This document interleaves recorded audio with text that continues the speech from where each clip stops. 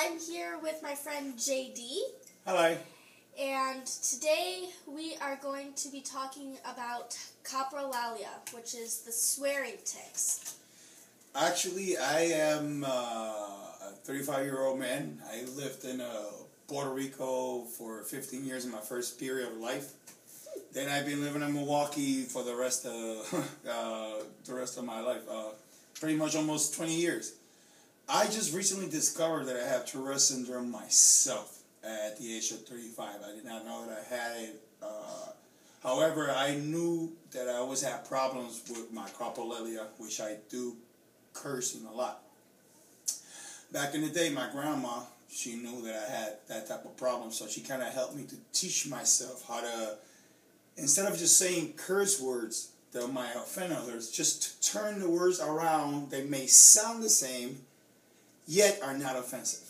For example, me having Coprolalia, sometimes I say the shoot version of the word a lot. I'm saying shoot this time because I don't like cursing. So sometimes what I do is, before I even get a tick, because we can predict when I'm getting our ticks, it's like a little drip that we feel in our head that when it gets intensified, we're like, here it comes, here it comes, here it comes. Ssshissscibob! That's the word that I use. Instead of using that other word, I said Ssshissscibob. And it sounds kind of silly. It is. Oh, come on, that's such a Ssshissscibob. Another word that I like to use is like, sometimes the F word comes out a lot. And what I do is, especially when I get excited, I said, instead of saying the F word, I said, that was so phôckawesome. One word mixed to the other, you mix it together. Phôckawesome. That's so phôckawesome. Do you see that movie? It was so phôckawesome. Making the word phôckawesome.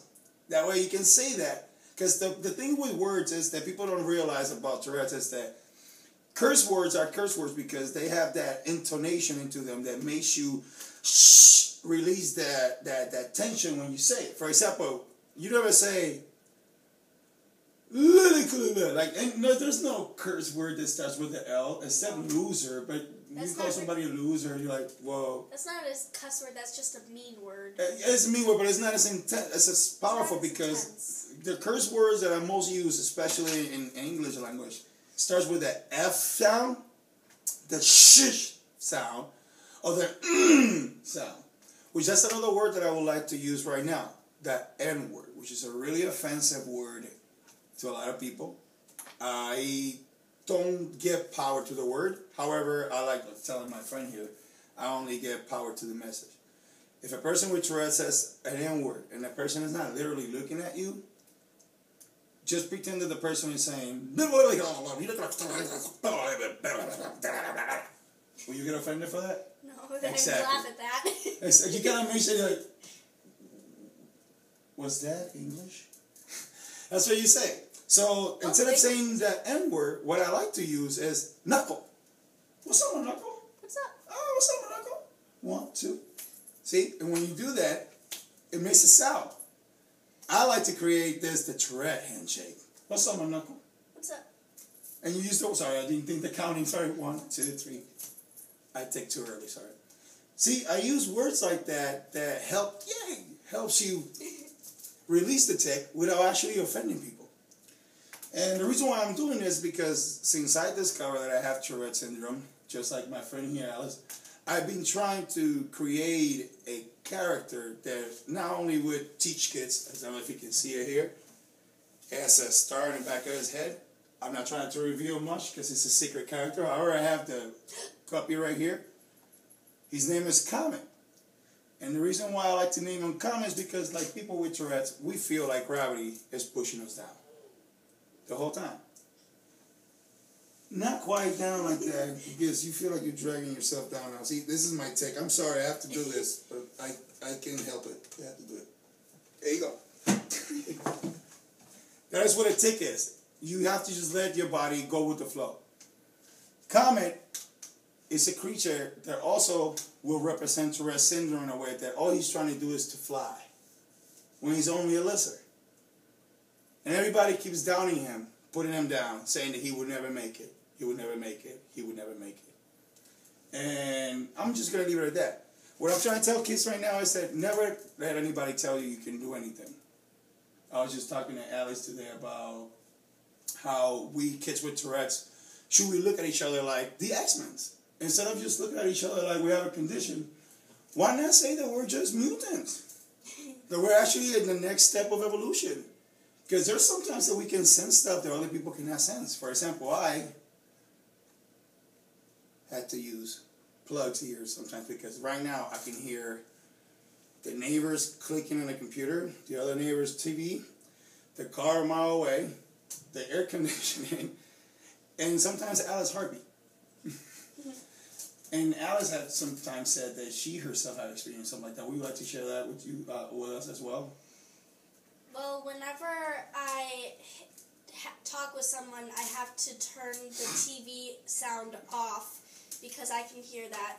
When I was in school, back about 2 years ago, is when I graduated high school. I could hear. I would be sitting in class and trying to listen to the teacher talk, but I could hear the clock ticking, I could hear the kid down the hall, I could hear people slamming their lockers, I could hear the buzz of the fluorescent lights, I could hear people ripping paper out of their notebooks and everything, and I could not concentrate on the teacher. Now, Alice, let me ask you this, because when it comes to me, I always get a headache. I always have like that constant headache that never goes away. Mm-hmm. Imagine having a little monster in your head. Every once in a while, he wakes up and goes, you mess up with your buttons. And you're just walking around, you're minding your business. You're like, here we go, this monster. And sometimes you're like, come on, stop. I punch myself in the face sometimes just to, like, I release the tick. I have to do that sometimes and punch myself in the face. It's the only way that I can actually keep my jaw strong in case Mike Tyson would like to punch me just like he did in the movie The Hangover. I'm just saying. I just don't want Mike Tyson coming at me and punch me in the face. That's why I think I'm just joking. It's just, I joke about myself because I feel that when you have Tourette's, if you joke about yourself first, no one can joke about you because you're already making fun of yourself. Now, not many people have the same, I would like to say, point of view that I do, but the way I look at it is that if I want the world to tolerate me, I must first learn to tolerate the world. Tolerate the world. Because there's only one me in this planet. As much as there's only one Alice here. You're never going to get a knuckle like Alice. 1, 2, 3. That's why she's my knuckle. Ha ha. See how I use the word? Right up my knuckle.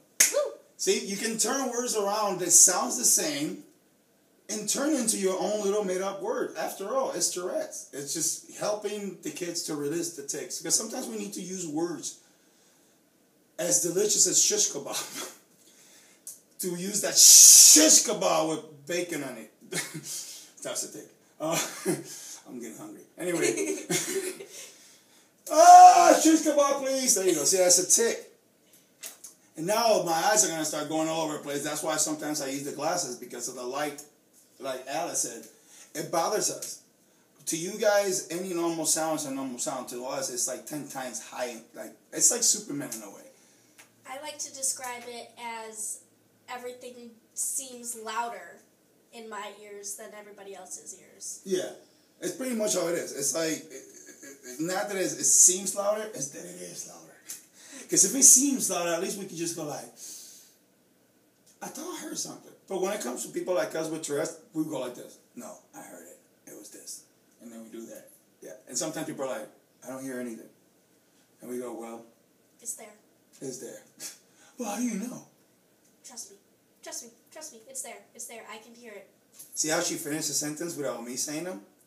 You know that people with Tourette's week, when we sit together, we kind of get each other's vibe?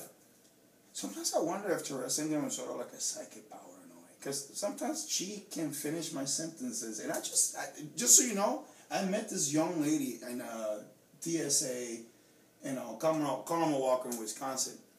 And for some reason, we just clicked like that. It's like we knew what we were thinking without even saying a word.